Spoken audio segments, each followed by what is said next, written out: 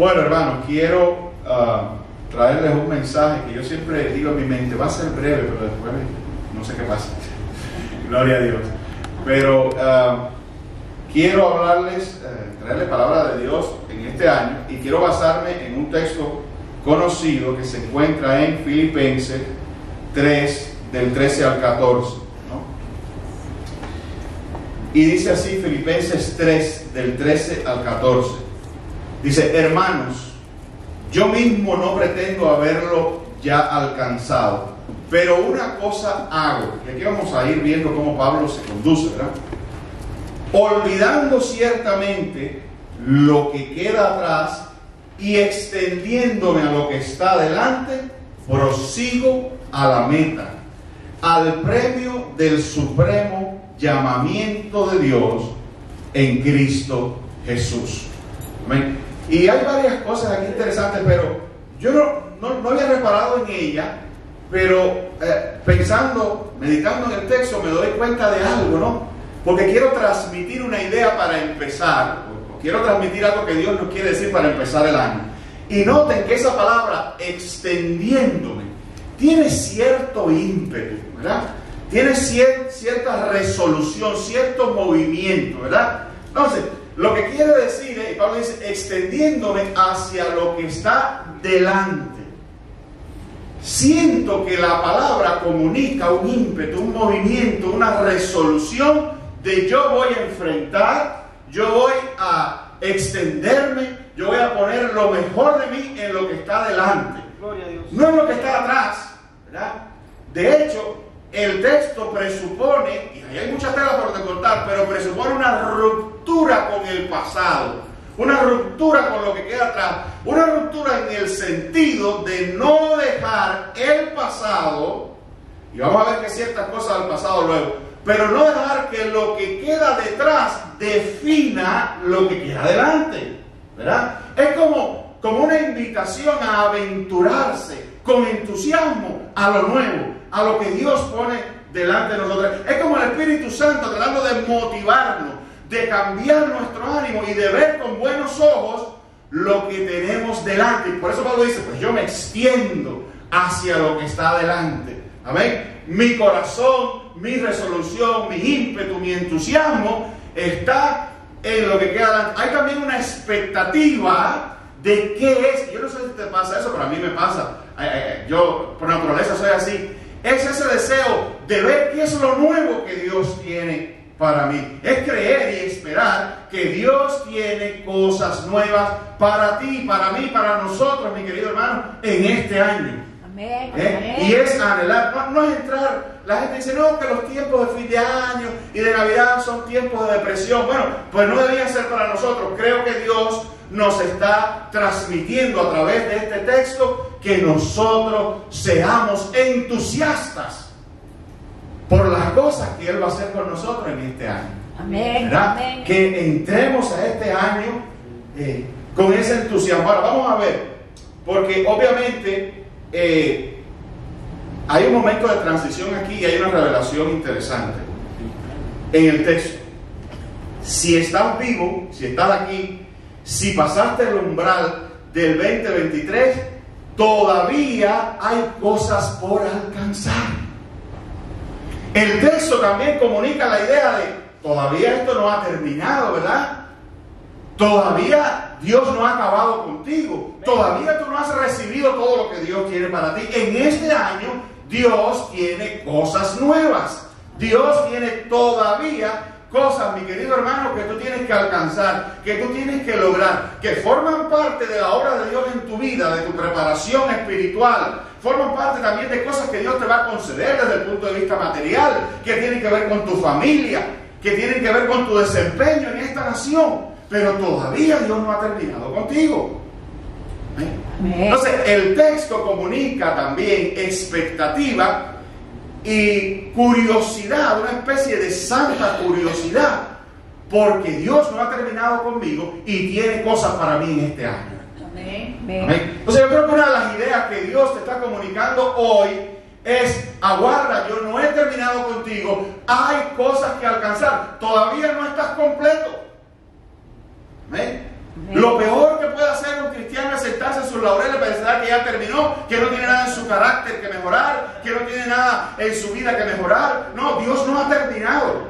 Y Dios te está invitando y dice, entremos juntos de la mano a este 2023 para que yo te pueda mostrar cosas nuevas y para que yo pueda seguir obrando en tu vida. Amén. ¿Ven? Amén. O sea, los cristianos no padecemos de enanismo. ¿Tú no has visto enanos espirituales? Aquí son igualitos. Lo mismo, el mismo carácter, las mismas reacciones, las mismas indisposiciones, lo mismo. No, el cristiano, en el Evangelio no hay enanismo espiritual. El cristiano sano, de hecho, y esto lo digo con un tremendo respeto, estoy comunicando una idea, pero la sanidad es crecer. Amén. Lo que está sano crece. Amén. Amén. Entonces el cristiano sano crece. El año debe ser, y en ese espíritu uno se debe abocar. El cristiano en este año debe crecer. Yo tengo que ponerme en manos del Señor para que yo sea como dice, a work in process, pero yo quiero este año ser mejor. Amén. Yo no quiero llegar al año que viene y ser la misma persona. Qué feo es un cristiano que año tras año es lo mismo, no hay un cambio, no hay una transformación, no hay una manera diferente de enfrentar la vida, de reaccionar, de hablar, de comunicarse, de amar. No, es lo mismo. A veces incluso uno siente una involución. A veces uno dice, ¿qué le pasa al hermanito que antes tenía mejor carácter? Ahora no se puede uno ni hablar con él. ¿Verdad? Amén. Entonces, este texto presupone, queridos hermanos, un año de optimismo. ¿Amén? Un periodo que, obviamente, Pablo ahí no está hablando, yo estoy usando el texto porque Pablo lo que sí está hablando es extenderse a lo que está adelante, y lo que está adelante es este. Miren, en un sentido, yo creo que el texto es un llamado a resetear. Yo estaba meditando, ¿no? Me llamaba la atención la naturaleza, y esto lo hizo Dios así. La naturaleza tiene, en el tiempo, tiene cambios que presuponen como resetear, como empezar de nuevo. Como quizás incluso abandonar cierta gloria y volver a empezar de nuevo. Amén, queridos hermanos. Por ejemplo, usted dirá, ¿de qué está pensando el pastor? Digamos las estaciones. ¿Qué son las estaciones sino otra cosa que la naturaleza reseteándose, comenzando de nuevo? De alguna manera es lo mismo, es el mismo árbol, pero en algún sentido rompe con la gloria, con el florecimiento, con el verdor que una vez tuvo, y pasa por un proceso y vuelve otra vez, ¿amén?, a florecer, a reverdecer. Yo creo que este texto es un llamado a reverdecer espiritualmente. Amén. Amén. Amén. Entonces, este es el tiempo, queridos hermanos, de reverdecer espiritualmente. Y de alguna manera en ese proceso de reverdecer hay que romper con algunas cosas. Y Pablo está hablando de eso. Mire, es interesante que el prosigo a la meta, ahí está en el versículo 14. Si tú te pones a pensar, el prosigo a la meta presupone ya ajustes. Amén. Porque, por ejemplo, una meta puede ser un final. Digamos, una meta es, tú estás corriendo 800 metros plano y tienes la meta. Pero obviamente tú tienes que mantener el rumbo de la meta, porque no se puede llegar a la meta saliendo de la pista y yéndote a correr por las gradas. ¿Te das cuenta? No se puede llegar a la meta saliéndote a correr por el césped. Cuando tú vas rumbo a una meta, igual que cuando vas a disparar, es la misma cosa. Si tú vas a apuntar a un blanco, tú tienes que corregir la manera en que tú apuntas y ser, en un sentido, orientado por la meta, porque tú no puedes agarrar la flecha y tirarla para allá. ¿Verdad? A veces podemos fallar, pero la manera en que nosotros vamos corrigiendo nuestra vida es teniendo una meta, es apuntando hacia una meta. Entonces, como parte de ese proceso de reverdecer, quizás es importante que nosotros corrijamos cierta orientación. ¿Hacia qué estamos nosotros orientados? ¿Hacia el mundo o hacia las cosas de Dios? ¿Hacia qué nosotros estamos orientados? ¿Hacia los hombres o hacia Jesucristo? ¿Hacia qué nosotros estamos orientados? ¿Hacia la sabiduría de la mal llamada ciencia, de la psicología? ¿O estamos orientados hacia la sabiduría de la palabra de Dios? Entonces, por ejemplo, corregir el rumbo, si tomamos precisamente la palabra de Dios como meta, pudiera ser realmente, concienzudamente, hacer un análisis de qué tiempo le estamos dedicando nosotros a la palabra. Cómo la palabra de Dios nos va a informar. Cómo la palabra de Dios va a ir formando en nosotros lo que Dios quiere hacer a través de su revelación si no la conocemos, si no la dejamos que hable. Y para que la palabra de Dios hable, tenemos que leerla, tenemos que conocerla. Amén, querido hermano. Entonces, ¿ven cómo la idea de proseguir a la meta quiere decir que déjame pensar por dónde ando corriendo yo, qué rumbo traigo, qué pensamientos traigo? Están centrados, apuntando hacia Cristo Jesús y hacia el Evangelio, o mi mente divaga con otros intereses, divaga con otras prioridades. Amén, querido. Entonces, si divaga, probablemente es hora de pensar y concienzudamente sentarse a conversar con uno mismo y decir, ¿cuál es mi meta? ¿Hacia qué voy? ¿Voy hacia Cristo? ¿Voy hacia el plan de Dios con mi vida? ¿O estoy más interesado, digamos, en mi plan conmigo mismo? Ese es un ajuste que hay que hacer. Uno de los grandes ajustes de la madurez cristiana es renunciar al plan personal que yo tengo para mí mismo y dejar que Dios haga su plan en mí. Amén. Amén. Porque la meta no soy yo. La meta es Cristo. Amén. Amén. Entonces, si todo este año yo he estado saliéndome del carril y poniéndome a mí mis propios deseos, mis propios bajezas, mis propios pecados como la meta y como el fin, pues es hora de corregir y volver a apuntar hacia Cristo. Entrar a los pies, la Biblia habla de eso, entrar a los pies por el sendero correcto. Amén. Para que nos lleve al fin que esperamos. Amén, querido hermano. Amén. Entonces, Pablo aplica una terapia que es difícil, pero es efectiva. Y Pablo dice, olvidando ciertamente lo que queda detrás. Olvidando quiere decir a no conformarse, a no permitir que el pasado determine tu futuro. ¿Amén? Es a no ser víctima, rehén del pasado. Y yo te pregunto, ¿qué es lo que está detrás que está constituyendo un lastre, un peso que no te deja avanzar? Que no permite tu mente abrirte a cosas nuevas de parte de Dios. Pueden ser incluso ideas que ya caducaron. Amén. Pueden ser incluso visiones, pueden incluso ser espirituales, pero que ya caducaron, que no tienen nada que ver con el plan y el llamado que Dios está haciendo ahora a tu vida. Amén. Tienes que soltarla porque no te permiten crecer. Amén. Incluso pueden ser errores que están determinando una autovisión, una autoestima que no se corresponde con la idea que Dios tiene de ti, ni con lo que Cristo hizo por ti al perdonarte en la cruz. Quizás todavía sigues víctima de errores del pasado y te ves a ti como tú mismo te ves, o como Satanás te ha metido en la mente que tú eres, y no como te ve Dios en Cristo Jesús. Amén. Arrastrando quizás pecados que ya ni Dios ni existe récord o archivo de ellos en ningún lugar, porque fueron cubiertos con la sangre de Cristo. Amén. Pero a lo mejor pueden ser actitudes y pecados basales que se siguen manifestando una y otra vez, y Dios te está diciendo, ya, deja eso, olvídate de eso. Y abócate bajo la dirección y el poder del Espíritu Santo a un nuevo hombre o una nueva mujer de Dios. Amén. Amén, querido hermano. Amén. Entonces, olvidando. Y yo decía, bueno, ¿qué quiere decir? ¿Qué está detrás? Me dice, olvidando lo que está detrás. Bueno, un poco remachando lo que acabo de decir. Detrás están los errores. Pero tú vas a entrar al 2023 pensando en los errores. Y dicen, no, pastor, pero que están ahí, fueron determinantes, hicieron daño, lo que sea. Pero Pablo dice, olvida eso. Amén. Olvida eso. Pero ¿cómo trato con esos errores, pastor, si están allí? Y a lo mejor trajeron una gran cantidad de sufrimiento a mi vida. Amén. O de descrédito, de mala reputación, o de lo que sea. ¿Qué hago con esos errores? Bueno, hay una terapia importante para los errores de pecado. Y es esta, mira. Dice 1 Juan 1:9. Si confesamos nuestros pecados, oiga, aquí no hay otra, esto no tiene otra forma. Amén, amén.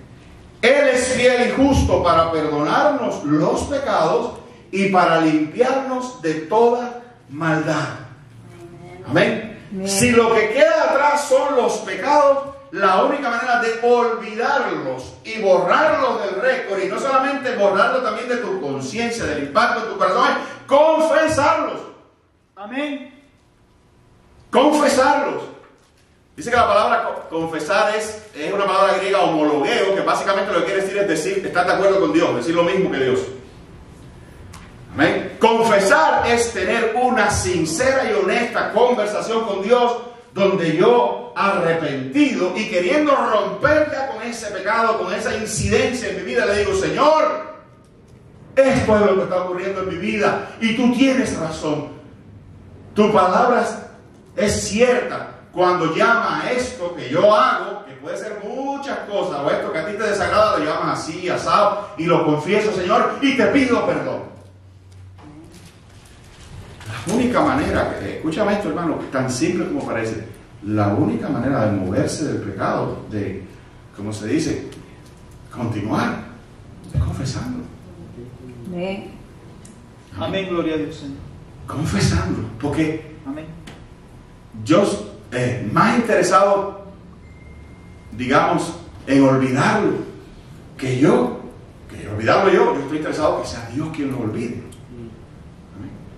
Y dice que si confesamos nuestros pecados, oye esto,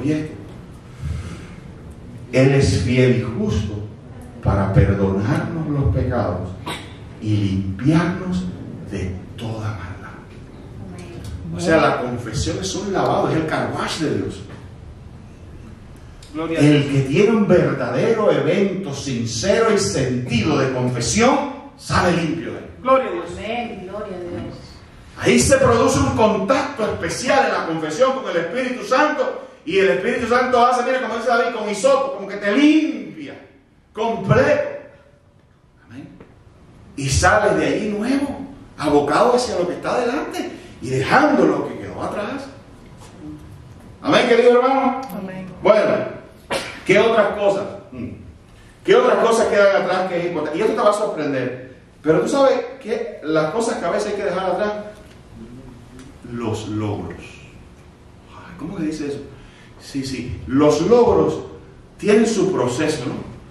Los logros tienen su entusiasmo para conquistarlo. Después tienen su celebración. Después tienen un tiempo de sano orgullo por los logros. Pero hay un momento que ya se empiezan a podrir. Ya carecen, empiezan a tornarse irrelevantes, el tiempo les pasa, te pasa a ti.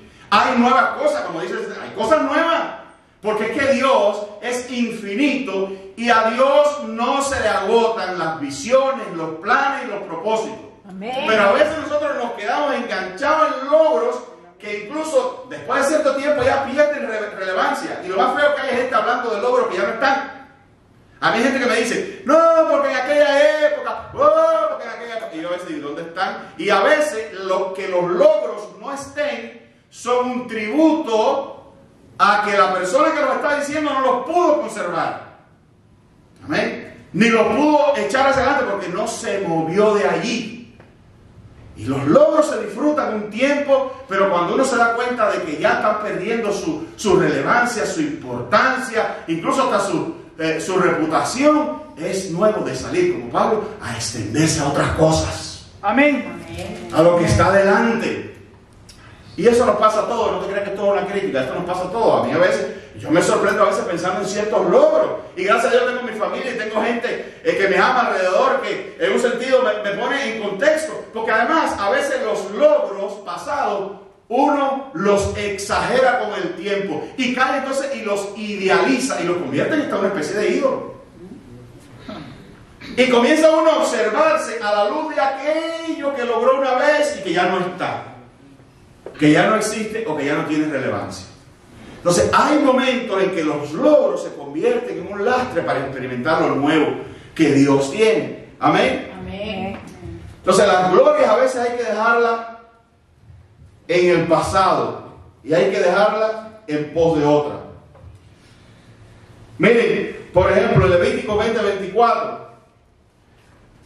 Dios le dice, y noten, para que ustedes entiendan el punto que quiero hacer, a pesar de que yo voy a hablar de esta tierra, evidentemente la conquista de Canaán, la bendición de Canaán, era algo importante, pero no era lo máximo.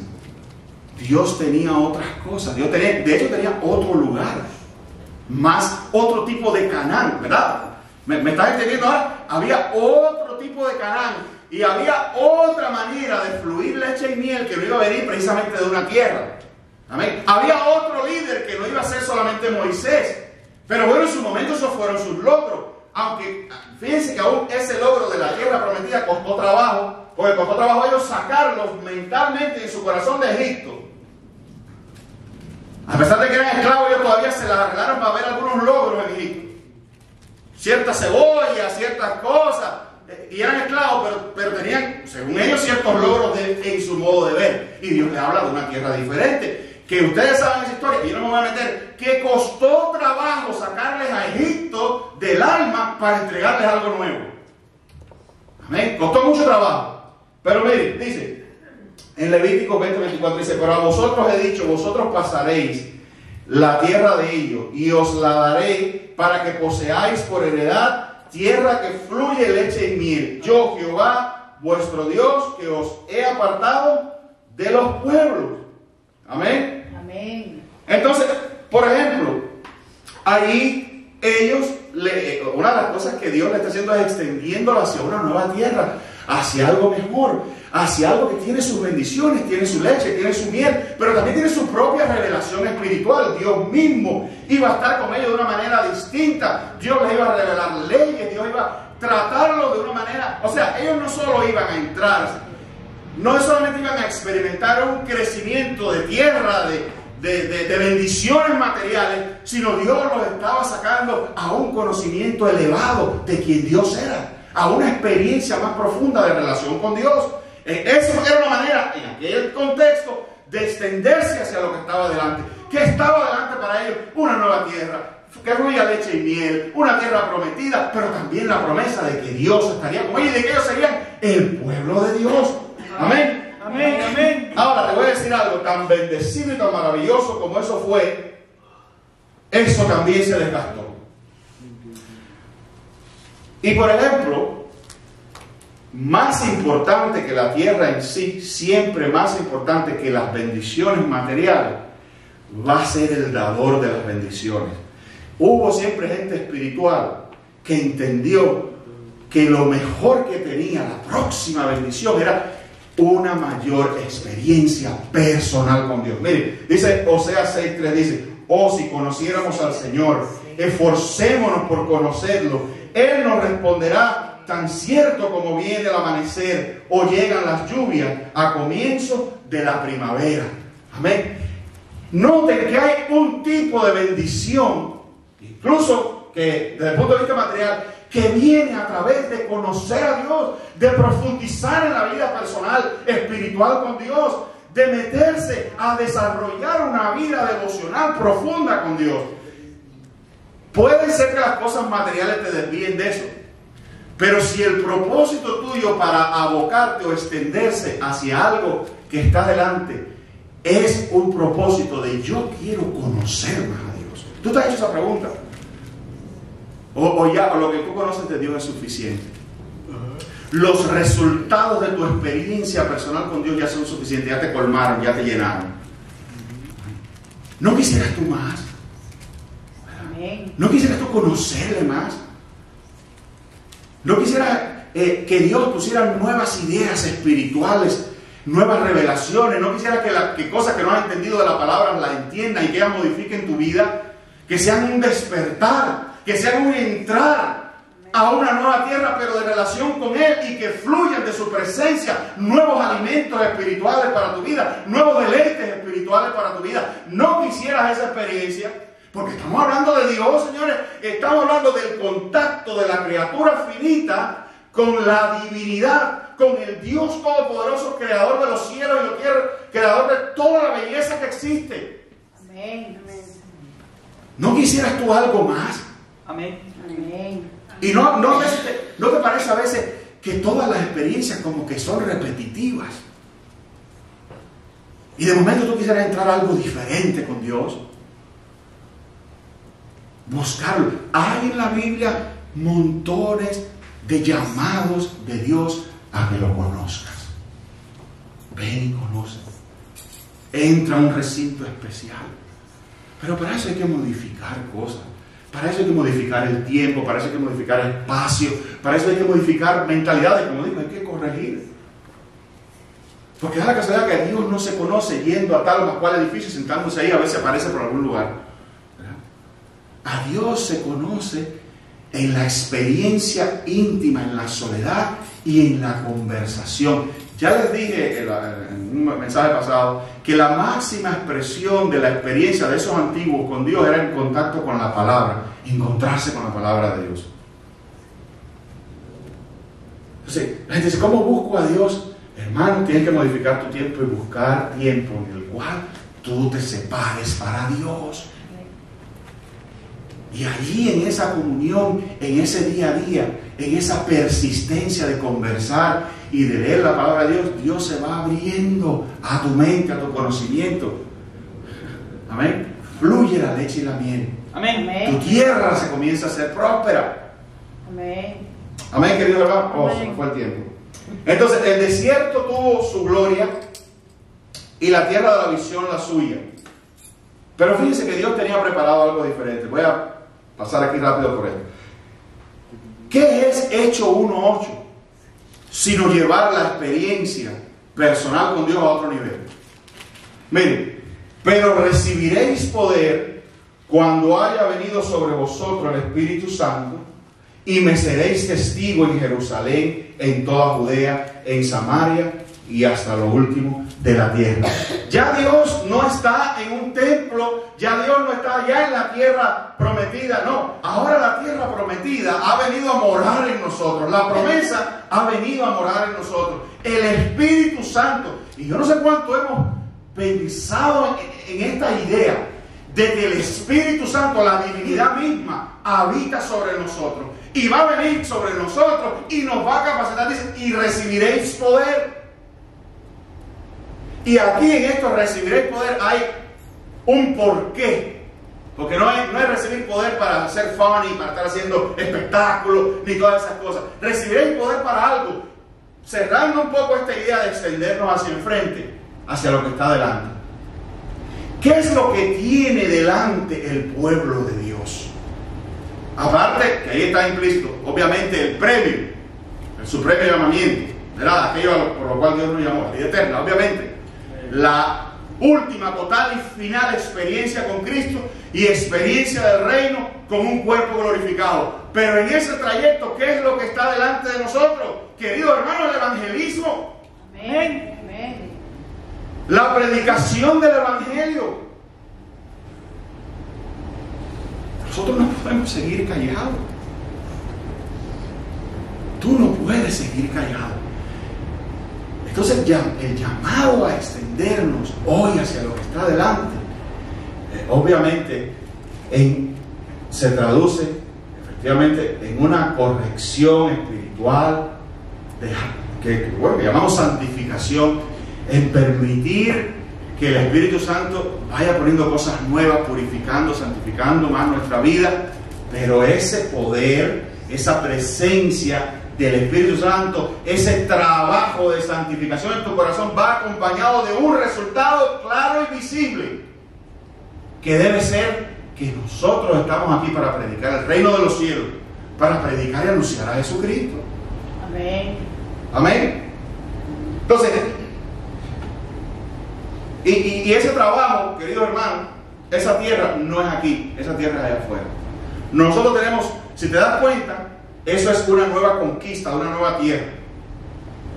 La tierra cambió, mi querido hermano, ya no es... Tú has visto a la gente cuando le gusta ir a Jerusalén, yo no digo que es malo, pero la gente va a Jerusalén como si yendo a Jerusalén, no sé, ahí pasaba algo, y salieran de ahí. Tú puedes ir a Jerusalén, obviamente, con un... Yo quisiera ir a Jerusalén, a Israel, con un criterio histórico, con un criterio un poco sentimental, porque Cristo anduvo por ahí, y demás, y demás.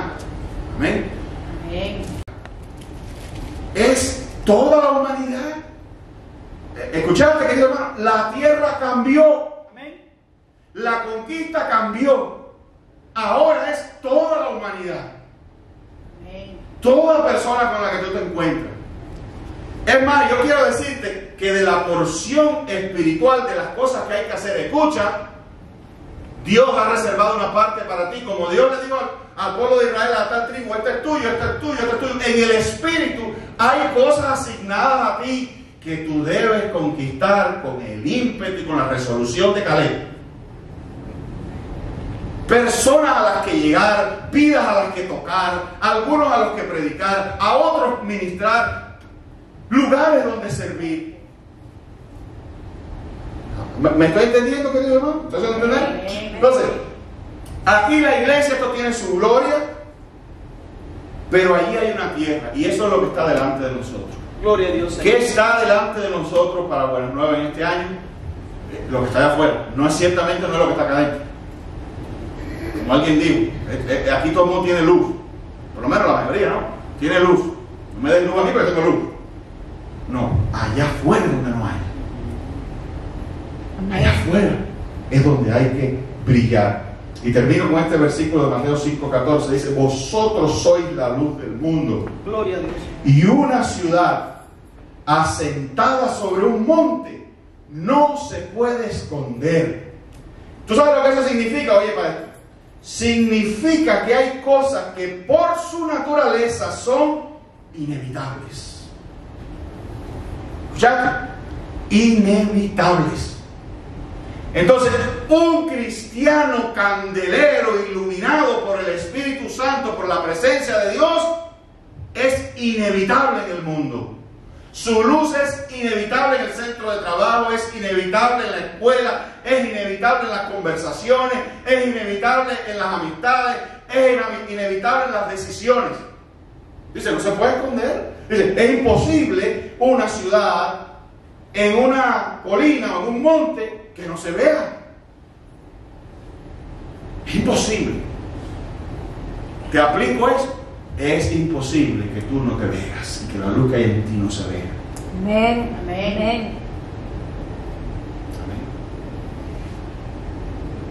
Entonces, si algo hoy nosotros queremos o estamos siendo llamados a extendernos hacia adelante, es hacer verdaderamente, a ubicarnos. Hay un problema de ubicación aquí también sobre una colina. Hay una metáfora ahí. Pero tú estás como en una colina espiritual. La obra de Dios en tu vida, tu carácter, tu moralidad, tu sabiduría, es una colina en la cual tú estás sentado.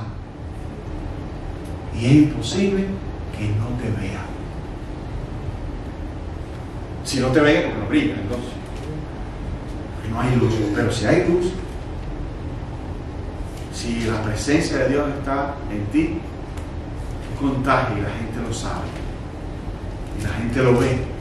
Incluso la gente aprende a respetar lo imposible.